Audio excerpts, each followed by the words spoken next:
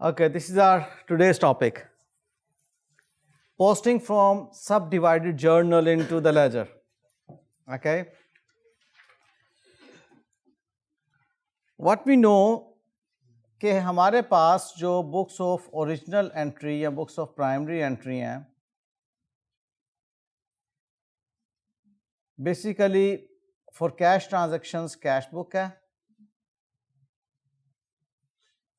And for non cash financial information या credit transactions वो day books हैं या जर्नल भी उसे कहते हैं. ठीक है. इन डे बुक्स में हमने 4 मेन किताबें पढ़ी हैं. Sales day book, sales return day book, purchase day book and purchase return day book. Cash book में हमने एक तो पढ़ी है मेन कैश बुक,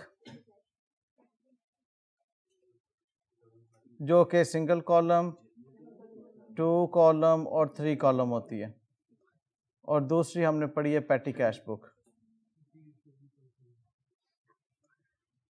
याद रहे कि ये सब हैं बुक्स ऑफ प्राइम एंट्री. हमने बुक्स ऑफ प्राइम एंट्री से बहरहाल बुक्स ऑफ सेकंड एंट्री में जाना होता है. ये एक अकाउंटिंग प्रोसीजर है, एक साइकिल है कि आपने बुक्स ऑफ प्राइम एंट्री से बुक्स ऑफ सेकेंडरी एंट्री में सफ़र करना होता है. ओके. जो ये सफ़र होता है बुक्स ऑफ प्राइम एंट्री से बुक्स ऑफ सेकेंडरी एंट्री का, इसको कहते हैं posting process. This is known as posting process. इस सफ़र में हम जो बनाते हैं उसको कहते हैं मेन लेजर.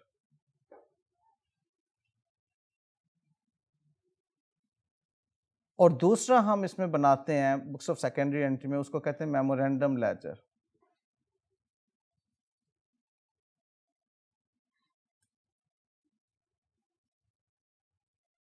मेन लेजर के कुछ और नाम भी हैं, वो मैं स्लैश करके लिख रहा हूं.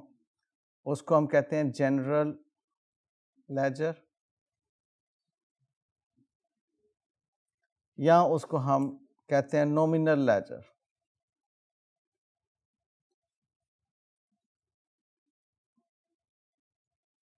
और मेमोरेंडम लेजर का जो दूसरा नाम है सब्सिडरी लेजर.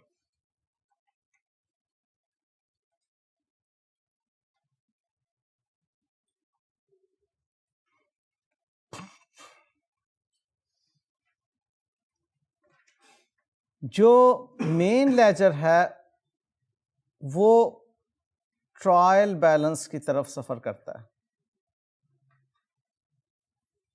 जो मेन लेजर के बैलेंसेस हैं उनको ट्रायल बैलेंस के अंदर लिस्ट किया जाता है, जबकि मेमोरेंडम लेजर या सब्सिडरी लेजर से ट्रायल बैलेंस नहीं बनाया जाता. ये सिर्फ एक याददाश्त के लिए या एक मेमोरी के लिए इस लेजर को मेंटेन किया जाता है. उसके कॉन्सेप्ट्स मैं भी आपको क्लियर करूंगा बाद में.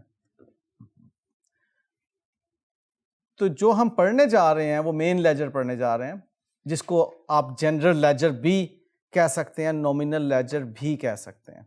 ओके.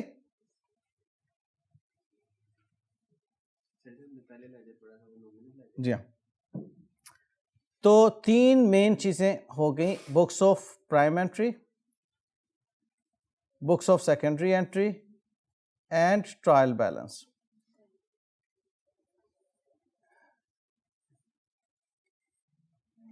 ट्रायल बैलेंस के बाद हम फाइनेंशियल स्टेटमेंट्स बनाएंगे, जिसे प्रॉफिट एंड लॉस अकाउंट और बैलेंस शीट आप कहते हैं, या स्टेटमेंट ऑफ कैश फ्लो कहते हैं. ओके. साइकिल में मैं उसका जिक्र भी कर देता हूं. ट्रायल बैलेंस के बाद आप बनाते हैं फाइनेंशियल रिपोर्ट्स या फाइनेंशियल स्टेटमेंट्स.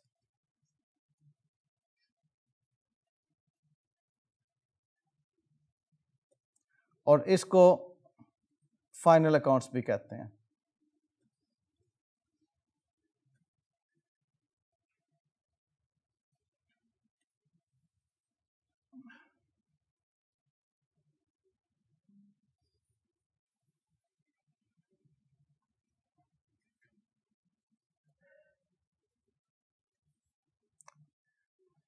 तो ये 4 चीज़ें ज़हन में रहें।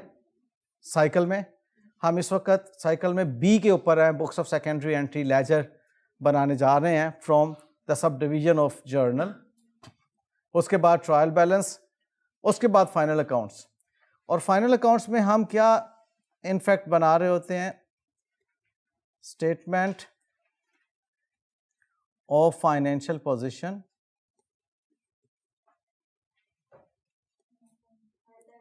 जिसको बैलेंस शीट भी कहते हैं।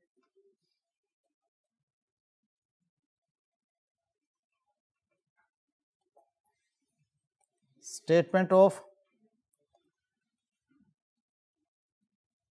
कॉम्प्रिहेंसिव इनकम या स्टेटमेंट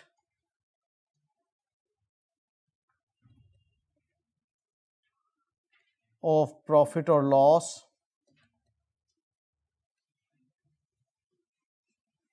या इनकम स्टेटमेंट भी इसको कहते हैं।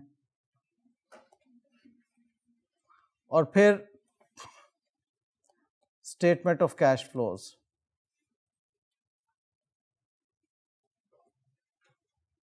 जो कि आपको बहुत ज़्यादा डिटेल में समझने की ज़रूरत नहीं है फ़िलहाल।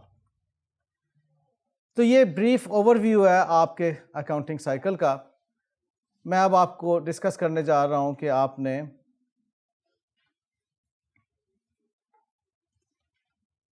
Posting from sub divided journal into the main ledger कैसे करनी है। Mechanism is known as posting, ठीक है। और हमने रेलेवेंट लेजर अकाउंट में इंफॉर्मेशन को पोस्ट करना होता है। इससे पहले हम सिंपल जर्नल से लेजर अकाउंट में पोस्टिंग पढ़ चुके हैं, सीख चुके हैं।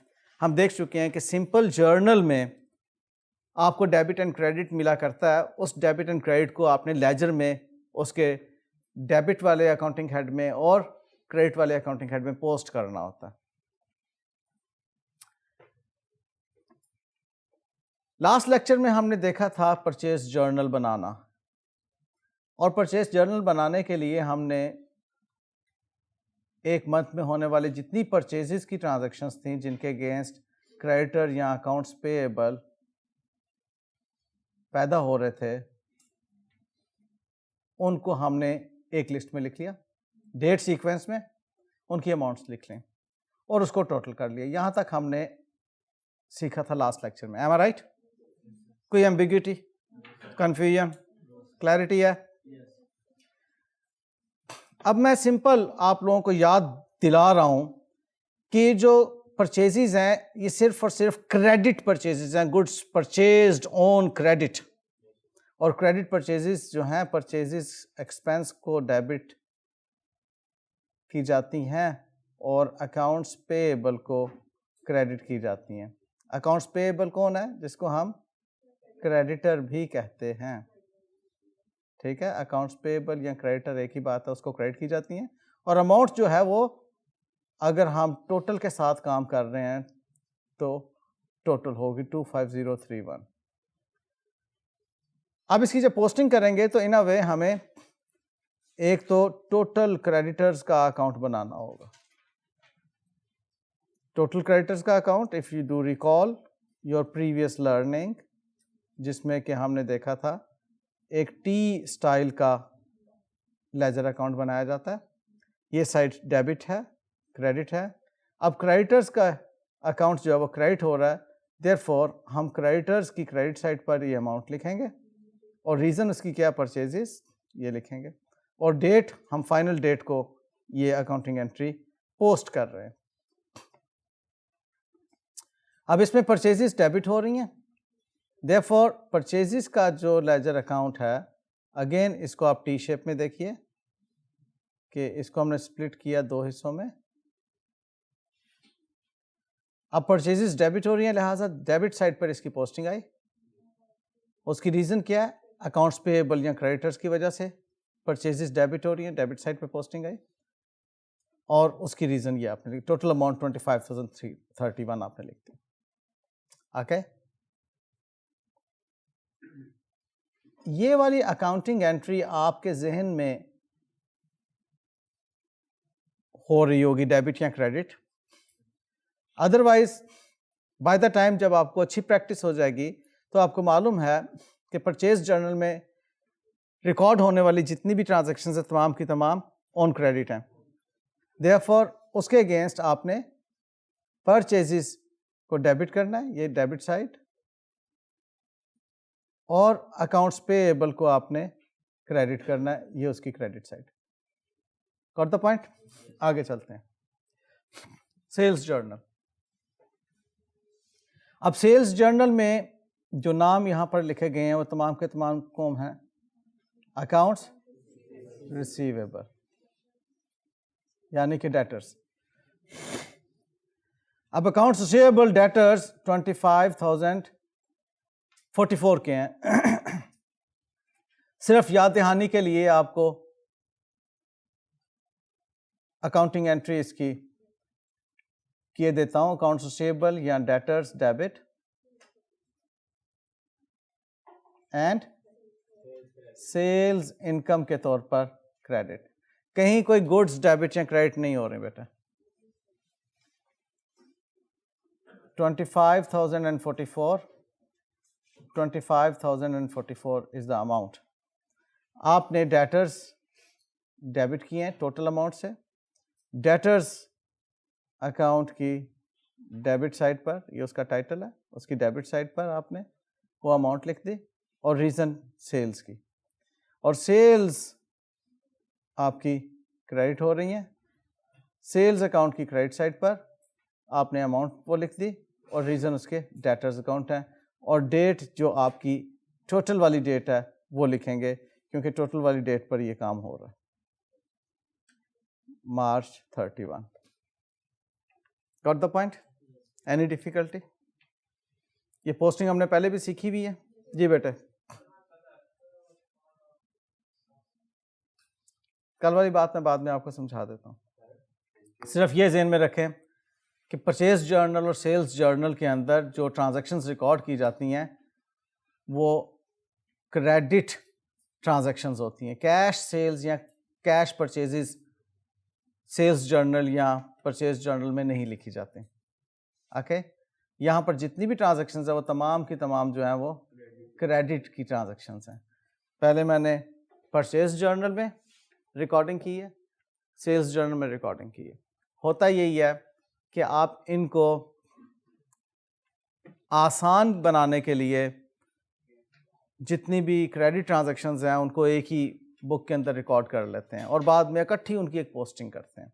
ये तो 5, 7, 8, 10 ट्रांजैक्शंस हैं सिर्फ आपकी। अदरवाइज एक हफ्ते में या एक महीने में बाज़ का सैकड़ों ट्रांजैक्शंस क्रेडिट परचेजेस की और क्रेडिट सेल्स की हुआ करती हैं, तो उनको इकट्ठी एक टोटल किया और एक पोस्टिंग कर दी उसकी।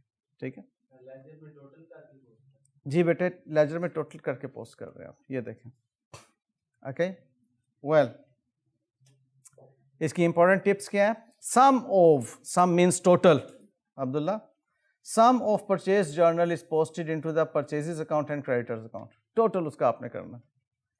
और total of sales journal is posted into the sales account and debtors account.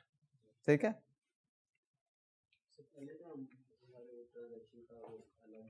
जी। अब हमने ये चीज़ कल सीखी थी कि अगर आपका बिजनेस ग्रो कर गया बहुत ज़्यादा और डेली बेसिस पे सैकड़ों ट्रांजैक्शंस हैं आपकी सेल्स की, परचेजेस की, तो आप उसके अलग से सब डिवाइडेड जर्नल बना लेते हैं। ठीक है, ऑलराइट। अच्छा बेटे, ये मैंने आपको परचेज और सेल्स जर्नल की बात की। अब हम कैश बुक की बात करने जा रहे हैं कि कैश बुक से मेन लेजर में किस तरह से पोस्टिंग करनी है। ओके,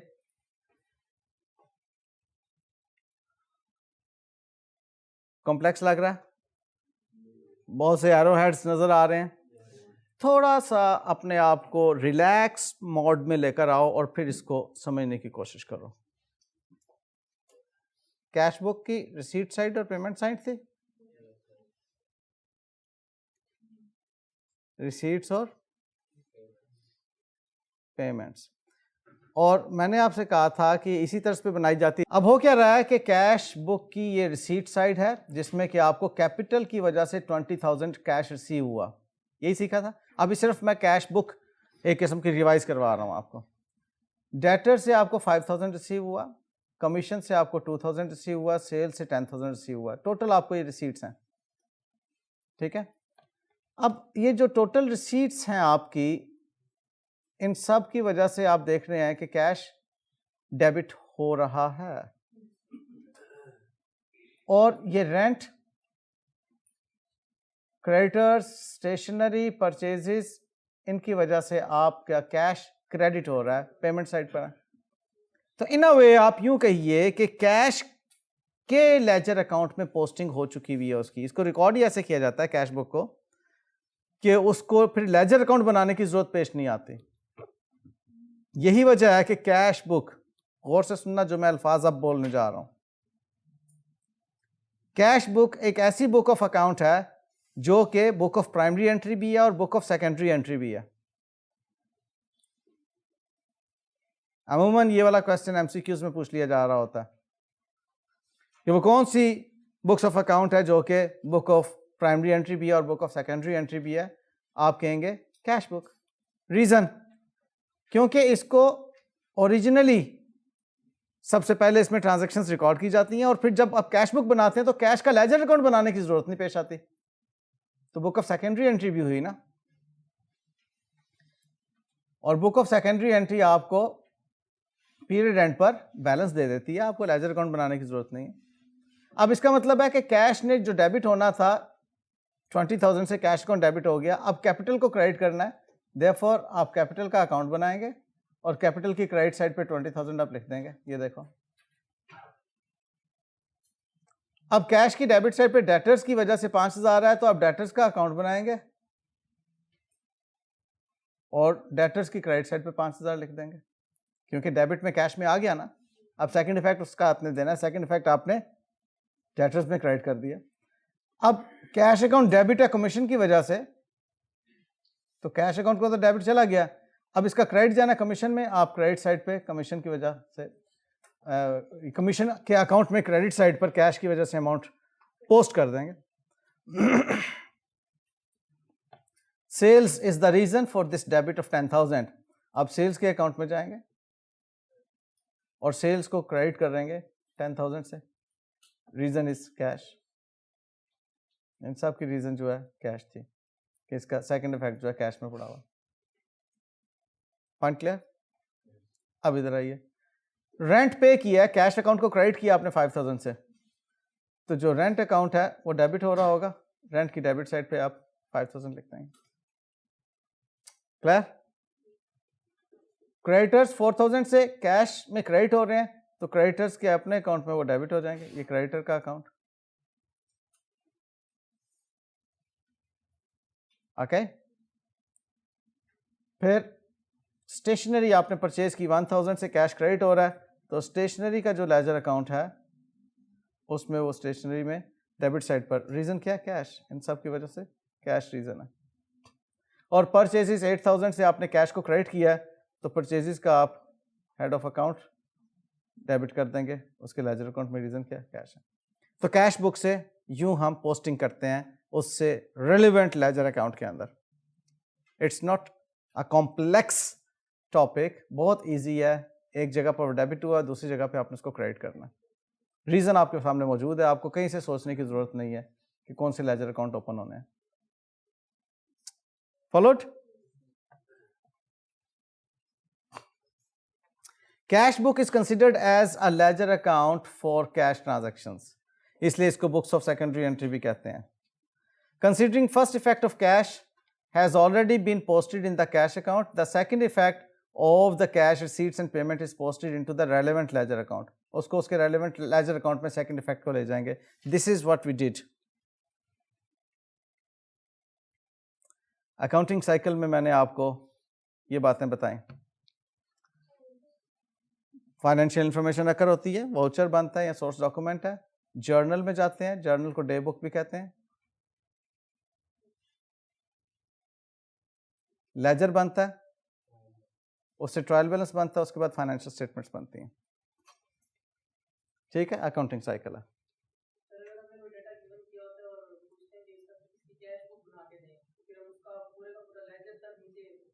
जी, कैश बुक एक लेजर के तौर पर ही आता है। Ledger keeps transactions in chronological order. Ledger में क्रोनोलॉजिकल ऑर्डर में ट्रांजैक्शंस लिखी जाती हैं, किस में? जर्नल में लिखी जाती हैं। Posting is done in ledger. Ledger is a source of preparing trial balance. An account will show a debit balance if its credit side is greater than its debit side. Debit balance तभी है अगर debit side heavy है. First of all, the transactions are recorded in ledger. Cash account always shows a debit balance. Cash account asset है, आपको मैंने पहले बताया हुआ है, asset का debit. Debit side of expenses is always greater than its credit side. Expense की nature debit है, उसका debit group है. While posting from journal to ledger, the opposite account will be used to show as a reason in particular column of ledger account. यहाँ तक तो बात हो गई जो कि मैंने आप लोगों को पहले डिस्कस करनी थी आज। मैं आपके मैथमेटिक्स को भी चेक करना चाहूँगा। ठीक है, 1/3 is equal to how much percentage? मुझे इसका बताना है आपने कैलकुलेट करके। 1/4 is equal to how much percentage? करके बताना है, लिख के बताना है। मैं इस वक्त बहुत परेशान हूँ। 4/5 is equal to how much percentage?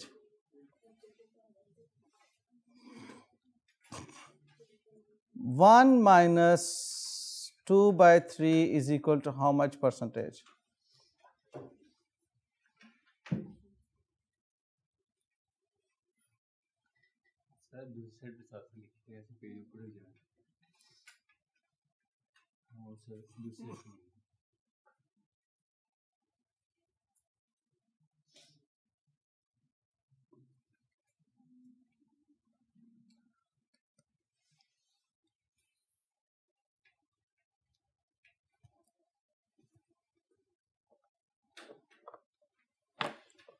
ये जो 1/3 लिखा है या 1/4 लिखा है, इसको क्या कहते हैं? फ्रैक्शन।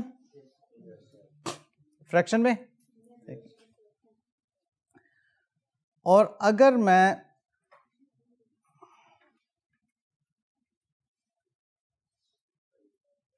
ये लिखूं तो इसको क्या कहते हैं?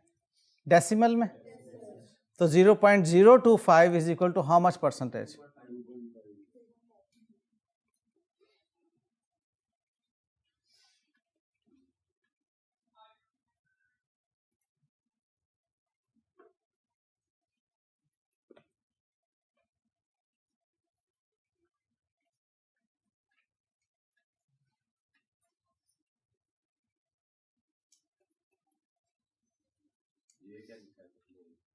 हम्म 5.0।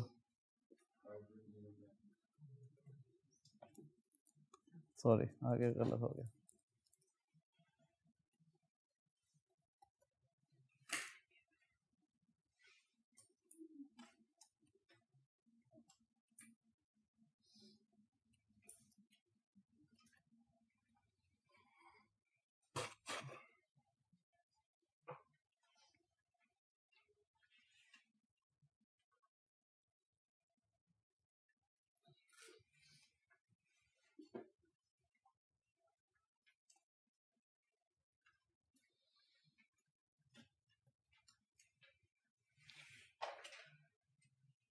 पहले का आंसर 33.33%। एक बात मेरी याद रखना,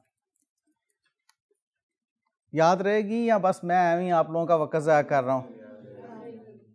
यकीन करो, अल्लाह ताला ने मुझे बहुत गुनाह देना जब मेरे बच्चे फेल होने हैं। आप लोगों को तो पता नहीं, अल्लाह ताला ने गुनाह नहीं देना, मुझे बहुत गुनाह देना। जो बात मैं कहता हूँ पल्ले बांध लिया करो। मैंने आपको लास्ट टाइम भी कहा था, यकीन ले आओ, तो मेहरबानी तो फायदा होएगा। जब भी डेसिमल में लिखना है आपने 5 डेसिमल प्लेसेस लगानी है। मल्टीप्लाई करने के लिए, डिवाइड करने के लिए 5 डेसिमल प्लेसेस लगाओ। जो फाइनल आंसर लिखना है उस वक्त राउंड ऑफ कर लो, लेकिन मल्टीप्लाई या डिवाइड करने के लिए कम से कम 5 डेसिमल प्लेसेस लगा के मल्टीप्लाई या डिवाइड करो। याद रखना इस बात को हमेशा के लिए। 1/4 की परसेंटेज क्या है? अच्छा, जिन बच्चों को समझ नहीं आई उनके लिए मैं ये बात करने जा रहा हूं। जब भी परसेंटेज करनी है जो है उसको 100 से मल्टीप्लाई कर दें, आपके पास परसेंटेज आ जाएगी। क्यों भाई, ऐसे ही करते हैं? 1/4 को आपने इंटू 100 कर दें, आपके पास परसेंटेज आ जाएगी। 4/5 की परसेंटेज क्या है? 80%। आपने वही किया, 4 डिवाइड बाई 5 इंटू 100 किया। 1 माइनस 2/3 क्या है? अगेन वही 33.333333%। और 1 माइनस 1/4 क्या है?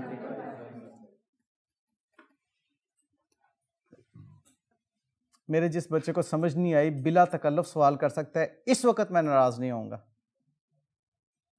क्योंकि अभी तो समझा रहा हूं ना। आपको पता होना चाहिए कि मेरी नाराज होने की टाइमिंग क्या है, ठीक है? जब मैं पढ़ा रहा हूं, जब मैं कह रहा हूं पूछो, उस वक्त आप 1000 क्वेश्चन पूछो, मैं आपको जवाब दूंगा उसी रिलैक्स मोड में। बताइए किसको परसेंटेज की समझ नहीं आई? जी बेटे, 4th वन। देख बेटे, बात ये है 1 माइनस 2/3, दो तरीके हैं। एक तो तरीका बड़ा सादा सा है कि आप इसको पाई को 3 हिस्सों में तकसीम कर लो, ठीक है? 3 हिस्सों में तकसीम कर लोगे। अगर एक पाई में से 2 हिस्से आपने खा लिए तो बाकी कितना हिस्सा बचा? 1/3 बचा। एक तो ये है। दूसरा, आपने 1 माइनस 2/3 का एलसीएम लेना सीखा हुआ है बचपन में, ठीक है? उस तरीके से इसका आंसर करोगे तब भी 1/3 आएगा, ठीक है? और तीसरा, इसका एक और तरीक़ेकार है। 1 इज इक्वल टू 100% होता है, हमेशा याद रखना। 2/3 इज इक्वल टू, कैलकुलेट कर लो कितना आएगा, 66.66% आएगा। तो 100 में से 66.66% लेस कर दो तो आपके पास ये परसेंटेज आ जाएगी, ठीक है? अपने आप को बिल्कुल लॉजिक्स में लेकर आओ। आप कहते हो 1 में से 2/3 लेस करना है, तो आप ये करो कि कोई भी एक चीज़ है उसके 3 हिस्से अगर कर लें, उनमें से 2 हिस्से छोटे भाई को दे दी तो आपके लिए कितना बचा है? 1/3 हिस्सा। टोटल 3 में से 2 किसी को दे दिए, आपके पास टोटल 3 में से 1 हिस्सा बचा ना। अब मैं एक और काम करने जा रहा हूँ। मैं कह रहा हूँ 1 माइनस 7/8 करो। 1 माइनस 7/8, फौरन क्या जवाब आएगा? टोटल आपने क्या किए, कितने हिस्से किए? 8। 8 में से 7 हिस्से छोटे भाई को दे दिया, आपके लिए कितने बचा? 1/8। लॉजिकल कैलकुलेशन है ना। परसेंटेज मालूम करनी है तो 100 से मल्टीप्लाई कर दो, 12.5% आ जाएगा।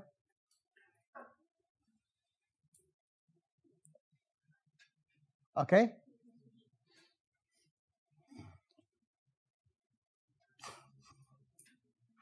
डेसिमल 0.025 कैसे किया आपने? आपने इसको 100 से मल्टीप्लाई करना है। अब क्या आ जाएगा? 2.5%। 100 से मल्टीप्लाई करना है। अब आपने क्या आएगा? 100 से मल्टीप्लाई करना है आपने, 100 से मल्टीप्लाई करना 500%। और इधर क्या आएगा? 50%। 100 से मल्टीप्लाई करेंगे 50%, 100 से मल्टीप्लाई करेंगे 5%, 100 से मल्टीप्लाई करेंगे 125%। कहने को बहुत आसान चीज़ें हैं, लेकिन याद रखें कि ये वो चीज़ें हैं जो स्टूडेंट्स को फेल करवाती हैं। ये वो कैलकुलेशंस जिसकी वजह से स्टूडेंट फेल हो रहा होता है।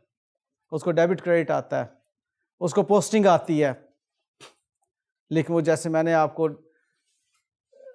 एक ट्रांजैक्शन ऐसी दी जिसमें कैश ट्रांजैक्शंस और क्रेडिट ट्रांजैक्शंस दोनों थी, उसमें उलझ गए, सही कैलकुलेशन ही नहीं कर सके कि जी आपकी कितनी जो है वो कैश की फिगर होगी, कितनी क्रेडिट की फिगर होगी। अब देखिएगा मैं क्या करने जा रहा हूं।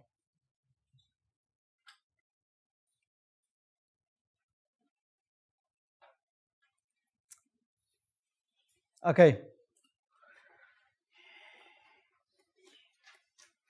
During the month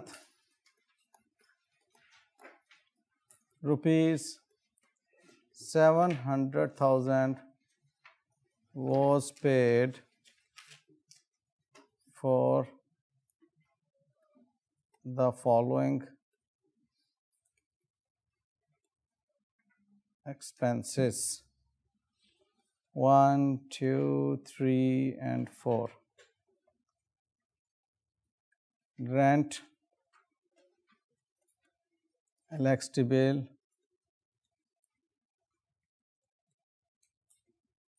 internet bill, salaries.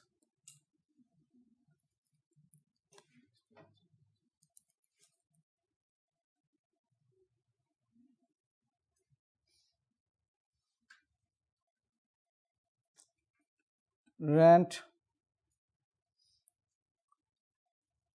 is 25% of the salaries. Electricity bill is 10% of the rent.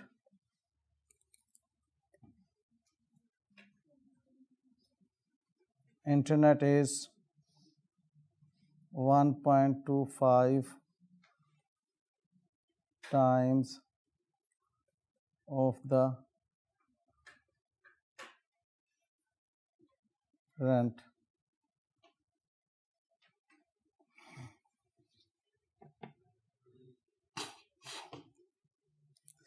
ये 700 ना करो, मुझे फिर और कैलकुलेशन करनी पड़ेगी, एक्स अमाउंट कर लो।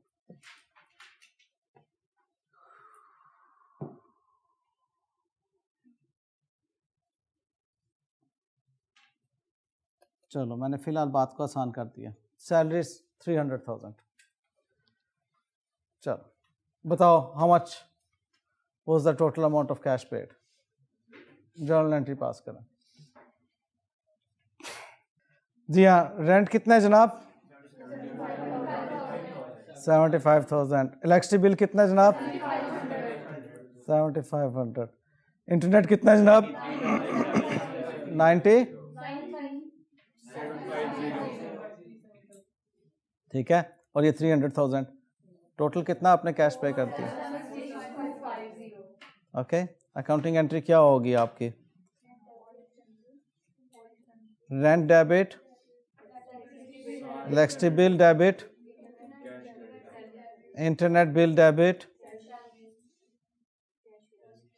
Salaries expense debit and cash credit. Cash कितने से क्रेडिट हो रहा है?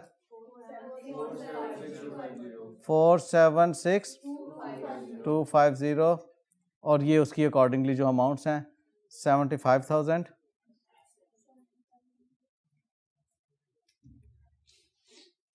7,500, 93,750 और सैलरीज 300,000। ओके, 9375 है कि 93,750 है? 1.25 टाइम्स है ना बेटे, 1.25 टाइम्स ऑफ द रेंट है। ऑब्वियसली रेंट से ज्यादा ही होगा ना। रेंट आपका 75,000 है तो उसको 1.25 टाइम्स कर दो। जब टाइम्स करना होता है तो फिर आप डायरेक्ट 1.25 से मल्टीप्लाई करो, फिर परसेंटेज नहीं करो। ठीक है, टाइम्स है ना। अच्छा, आगे चलें।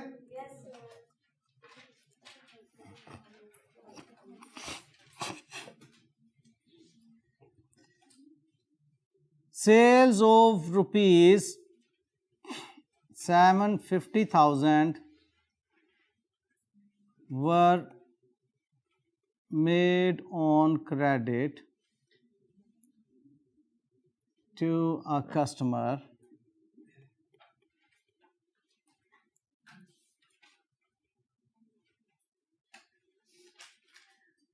that is 1/3 of the cash sales.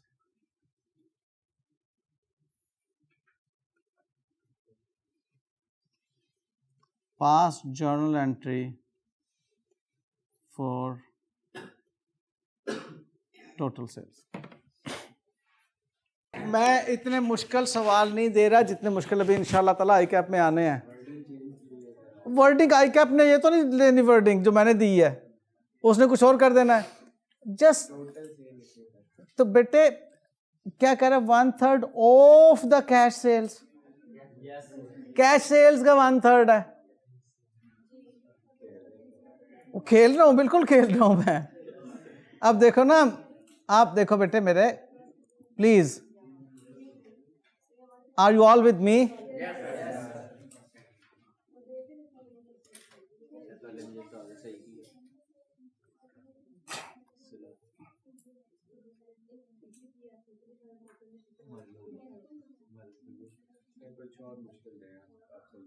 अब सही हो गया.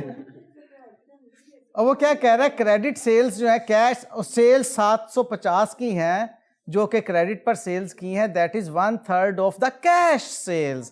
कैश सेल्स का 1/3 है. ठीक है, यानी कि जो क्रेडिट सेल्स हैं 750 की, ये 1/3 है किसका? तो कैश सेल्स कितनी होंगी? कितनी बनाई थी आपने?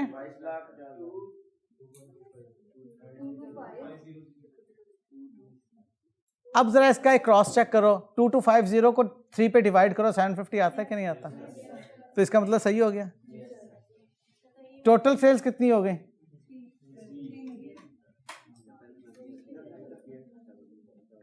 ठीक है, मतलब आधे से ज्यादा क्लास का गलत है. अब इससे ज्यादा मुश्किल दूं? अब सोचना शुरू करोगे?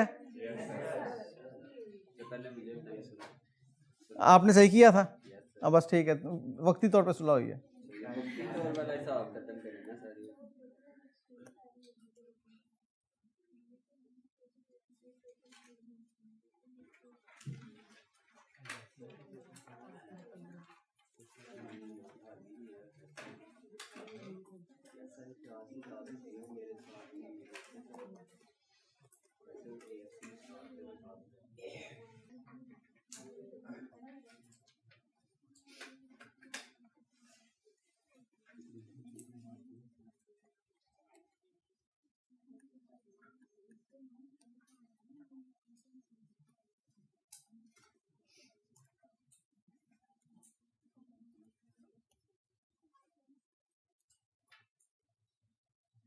तो ये उससे ऊपर वाले से element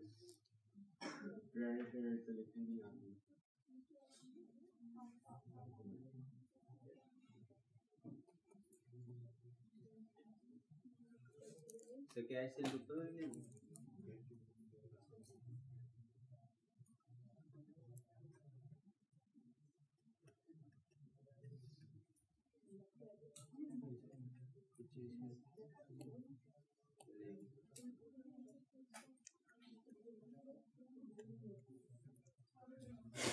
Total purchases during the week are 1.5 times of the cash purchases.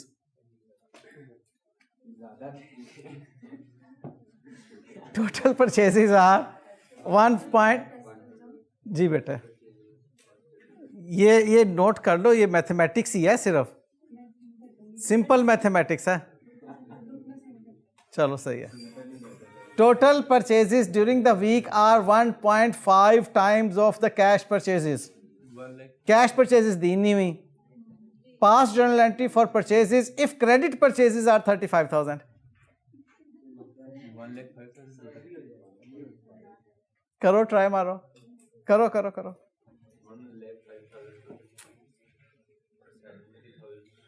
Purchases में जर्नल एंट्री की तो अब आपकी गलती नहीं होनी चाहिए ना।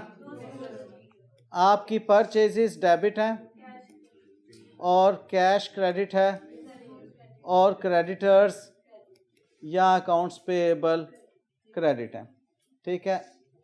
और ये करने के बाद आपको एक और चीज़ उसने बता दी है कि हमारी क्रेडिट परचेजेस जो हैं वो 35,000 है, और उसके बाद वो कह रहा है कि 1.5 टाइम्स ऑफ द हमारी जो टोटल परचेजेस हैं, टोटल परचेजेस वो 1.5 times of the cash purchases हैं। इसका मतलब ये है कितना है, 0.5 टाइम्स।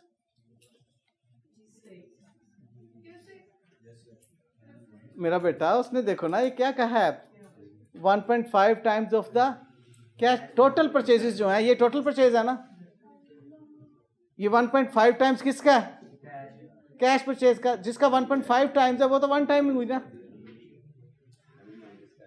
मैं अगर कहता हूं कि आप की पॉकेट मनी आपके भाई की पॉकेट मनी से 1.5 टाइम्स है, तो बेस की आपके भाई की पॉकेट मनी है ना, उसको अगर 100 रुपये मिलता है तो आपको 150 रुपये मिलते हैं, तभी 1.5 टाइम होगा ना। तो आप ये देख लीजिए कि उसको आप अगर परसेंटेज में करना चाहते हैं तो ये 1.5 टाइम्स कितना बनता है, 150%। तो ये कितना रह जाएगा बेटे, तो ये 35,000 किसका 50% है, 70,000 का। अब्दुल्ला बता, सही किया था गलत किया था, गड़बड़ हो गई, ठीक है बेटे। ये है वो चीज़ें जो कि फ़र्क हैं सिंपल आईकॉम बीकॉम और सीए की बेसिक अकाउंटिंग में।